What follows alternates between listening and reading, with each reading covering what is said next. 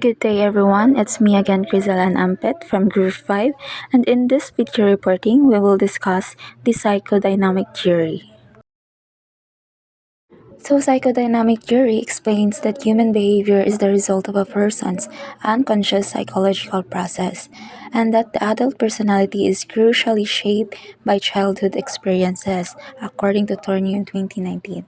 So in short, psychodynamic theory is all about unconsciousness, psychological shaping behavior and personality influenced by childhood experiences and driven by libido, which is the life and death drives.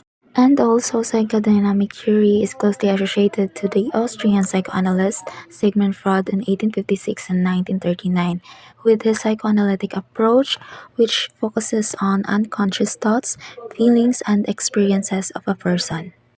So generally, libido means sexual drive or sexual activity. But however, even though the term is from Sigmund Freud theories, libido is actually more than just sexual drive or sexual activity.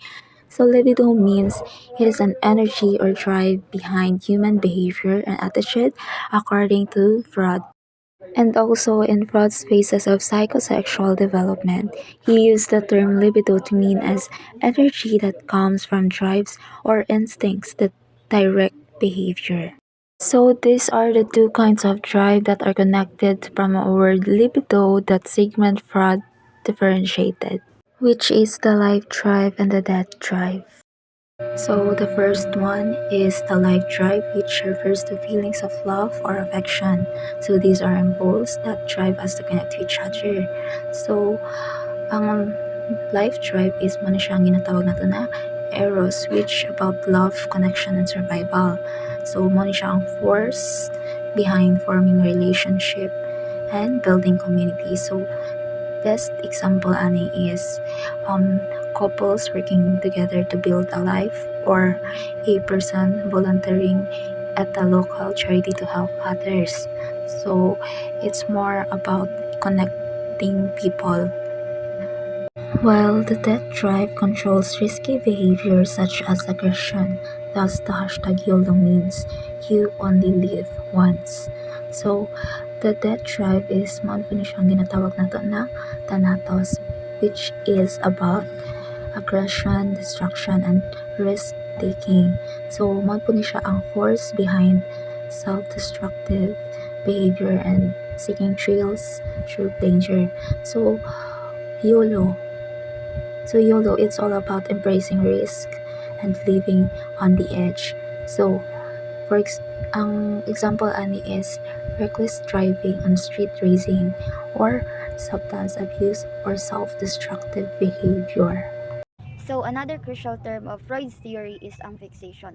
So ang fixation is mauna siya ang result sa either frustration or overindulgence. Ang fixation is mauna siya ang kanang na-stuck bitaw ang isa ka person sa isa ka stage of development while growing up. So mahitabo ni siya usually during early childhood, when ang kanang kinahanglan sa mga bata is dili siya a balance. So unsay meaning sa dili balance? Mao ni siya ang frustration or ang overindulgence. So ang frustration is mao ni siya apod ang kanaang does not ay dili bitaw nila agkakuha ang enough care nga ilang kinahanglan, ang attention og ang attention sa ilahang parents. Example is kana ang dili kana ang kung magpasay na bitaw ang mga baby, magsay na sila og kana ang gutom na sila pero dili sila aag ka pakaon sa sakto. Next is ang overindulgence. So unsa ang overindulgence? Mao ni siya ang kanaang too much ra kayo ang ilahang agkadawat nga makakos na nga dili bitaw ma-encourage ang mga bata nga mag-independent sila.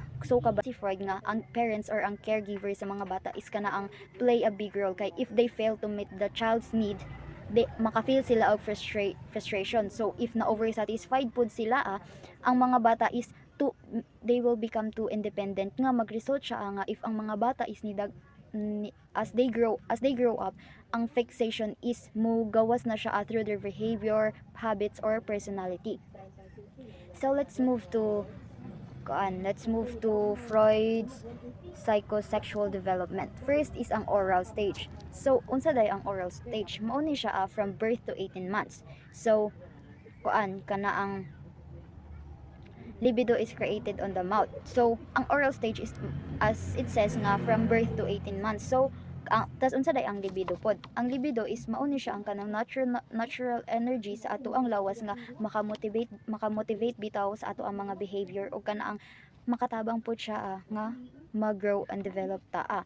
So mura ni siya kanang power bitaw or fuel nga nagapush siya isa ka tao to act, feel and what things the action is pushed by instinct. So in short, murag mao ni siyang kana ang libido is mao ni siya ang instinct. Oral stage is dinhi ta makatuon og kana ang mag-trust bitaw ta sa isa ka tao or sa kanang mga tao nga surround sa ato. Kani ang kani ang stage is kana ang importante ni siya kay di ba dinhi man ta dinhi man ga-start ang ato ang trust. So example ani is kanang sa mga babies. So if ang parents is kana ang ma-feed nila ang baby on time ug ma-respond kung unsa ang ilahang kinahanglan, maka-learn bitaw ang mga bata nga kanang ang ato ding ko ang naga-surround sa ilaha is safe ug pwede nila masaligan. Pero if ang kinahanglan nila or kanang dili sila ag kapakaon og tarong like magutman pa bitaw sila kanang naay chance nga ang isa ka bata is mo dako sila ang feeling insecure og kana ang naa sila'y trust, kung baga tawagon na to karon, naa sila'y mga trust issues, having trouble on trusting others. Next is ang anal stage. So this is starts from 18 months to 3 years. So nagyapon siya libido is focused on the ano. So as it explains kay na is mauni siya ang kanang instinct nga murag naga-push bitaw sa ato kung unsa ang atong gusto buhaton. Dinhi nga stage is dinhi na taagi na ginatudluan sa kanang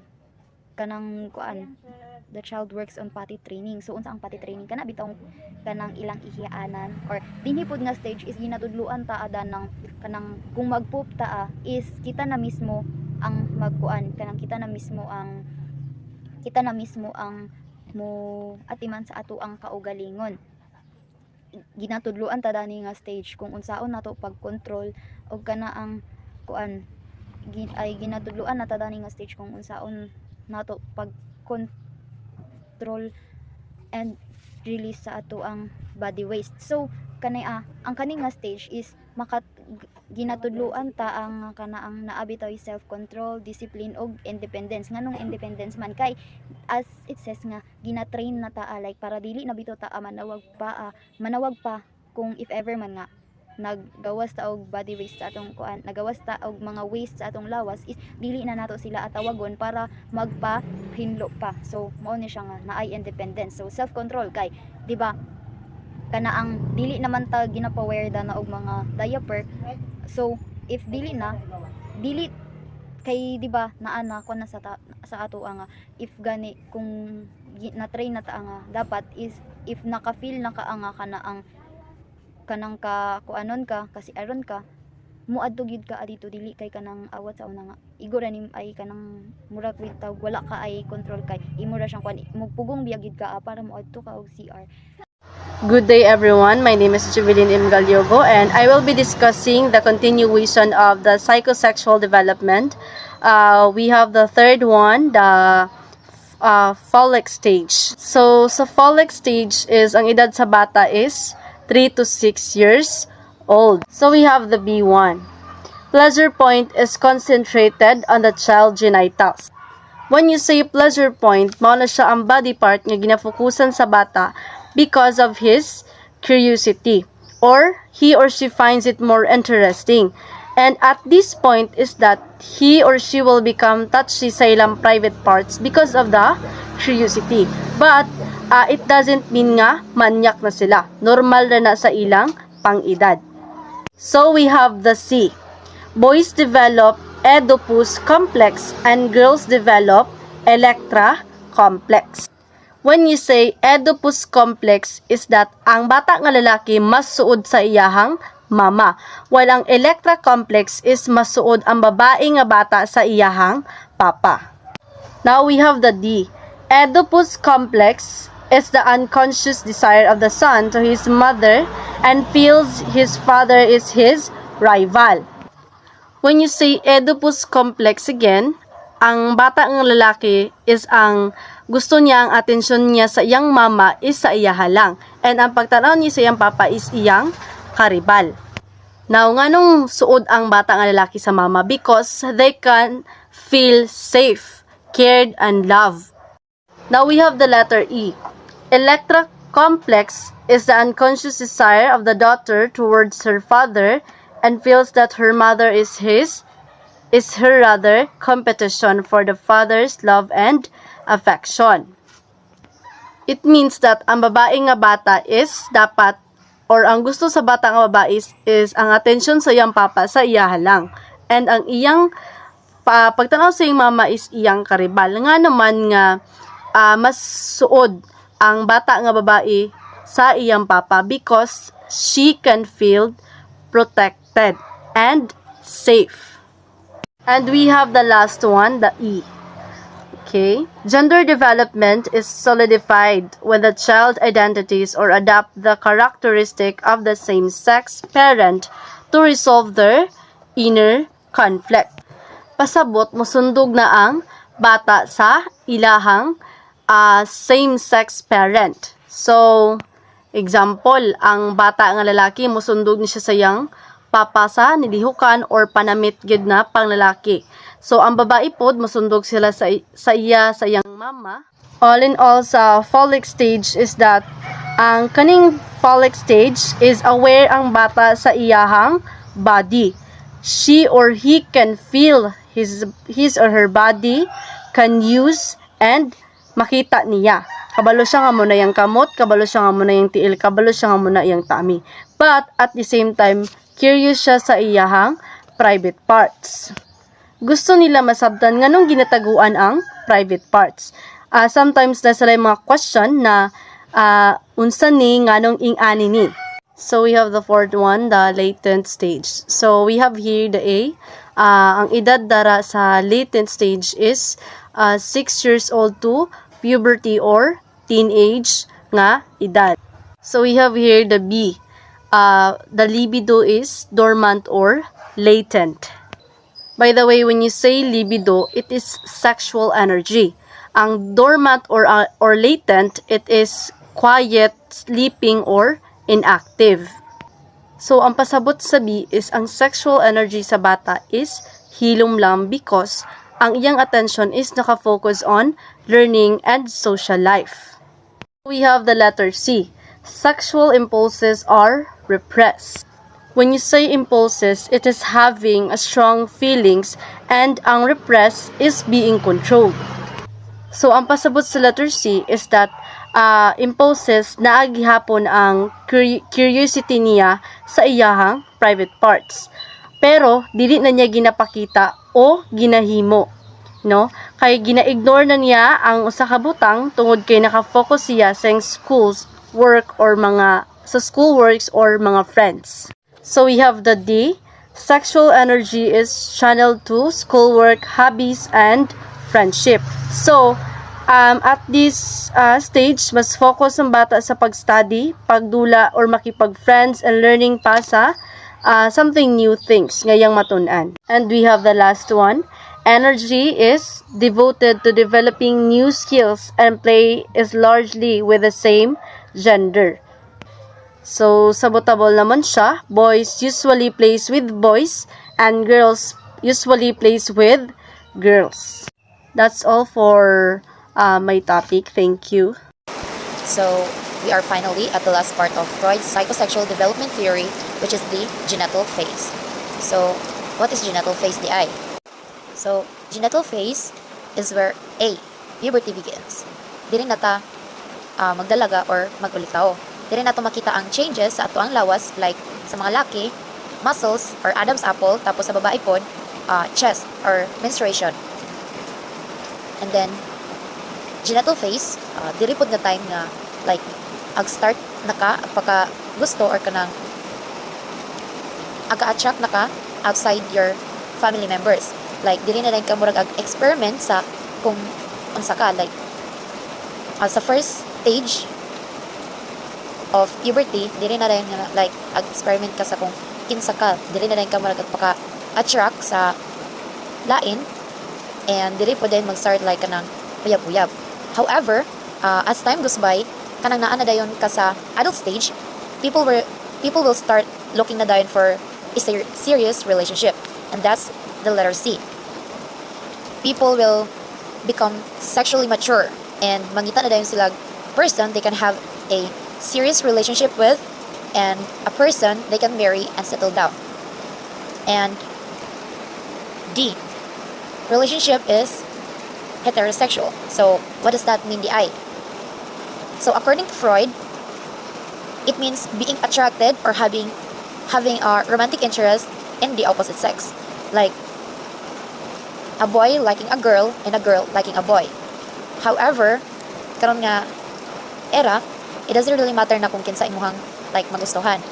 Whether you like a boy or a girl, kay karon nga panahon, normal na lang karon ng like makagusto ka sa kapwa nimo babae or kapwa nimo lalaki. Then E, unresolved issues in the early stages that created fixations and conflict would result to sexual perversions at this stage. So this is the like cause and effect part of Freud's theory. So according to him, if ang bata naa siya bad experience or na-stuck siya anang stage, then na-stuck siya anang stages, like atong permero nga stages nga gipang-mention nila, then as the child grow, that experience would result to him or her having sexual perversions or unusual behavior. So according to Freud, if ang bata na bad experience anang stage, then that experience could create a fixation. So what does fixation mean, the I? So fixation means being stuck on a specific problem.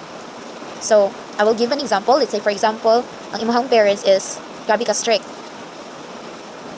Ang ilahang bata is need siya permission, or that child always ask for approval kung unsa iyang buhaton, unsa iyang gusto, or kung asa siya padulong.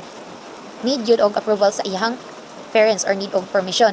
Then as the child grow, ang iyang problem nga nabuo niya ato is nahimo siyang dependent sa iyang parents, and that is the fixation.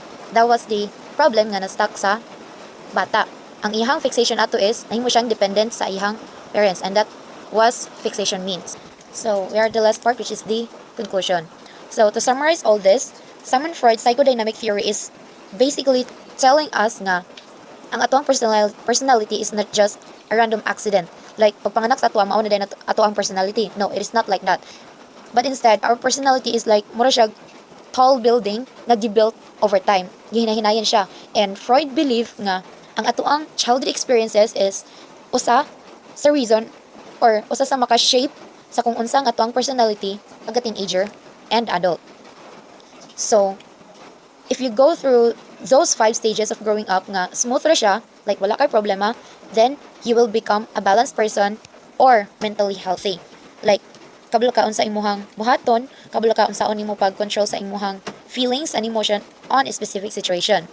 However, if you had a hard time put or stressful kayo imuhang experiences during ato nga stages, then it will create a fixation. I already explained what is fixation mean, right? Like it means being stuck on a specific problem. Then as you grow up, that specific problem might affect how you will act or behave when you become a teenager or an adult. And that is all for our report about Sigmund Freud's psychodynamic theory. Thank you for listening.